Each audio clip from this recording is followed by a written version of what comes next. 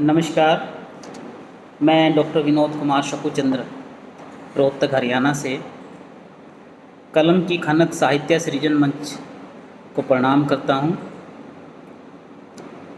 और कनकलता जैन जी का धन्यवाद करता हूं, जिन्होंने मुझे ये अवसर दिया है कि मैं इस प्रतियोगिता में भाग ले सकूं।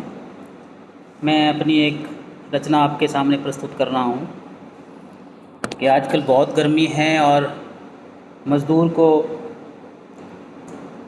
उसकी फैमिली को इतनी गर्मी में काम करना पड़ता है। तो यही भाव मैंने अपनी इस रचना में प्रस्तुत किए हैं। उम्मीद करता हूँ आपको पसंद आएगी। मेरी रचना का शीर्षक है गर्म हवा चल रही थी।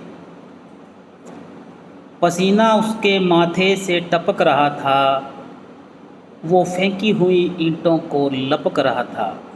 पसीना उसके माथे से टपक रहा था, वो फेंकी हुई ईंटों को लपक रहा था। कोई वातानुकूलित घर में मस्त था, उसकी आँखों में ज़िंदगी जल रही थी। बाहर गर्म हवा चल रही थी, बाहर गर्म हवा चल रही थी। उसकी पत्नी भी लम्हे जोड़ रही थी, उसकी पत्नी भी लम्हे जोड़ रही थी। पक्के फर्श के लिए रोड़े तोड़ रही थी। चुन्नी संभाले, चुन्नी संभाले या रोते हुए बच्चे को, अपने मन में भावों को दल रही थी।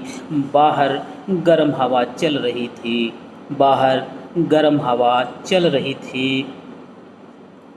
और देखिए एक मज़दूर की मजबूरी कि पूरा दिन धूप में यूं हड्डियां गलाता, पूरा दिन धूप में यूं हड्डियां गलाता, तब जाकर शाम को रोटी खा पाता।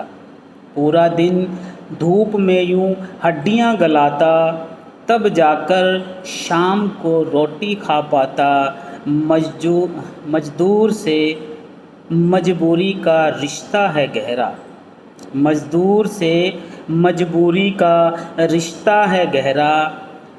मेरे मन को ये छाँव खल रही थी, बाहर गर्म हवा चल रही थी, बाहर गर्म हवा चल रही थी।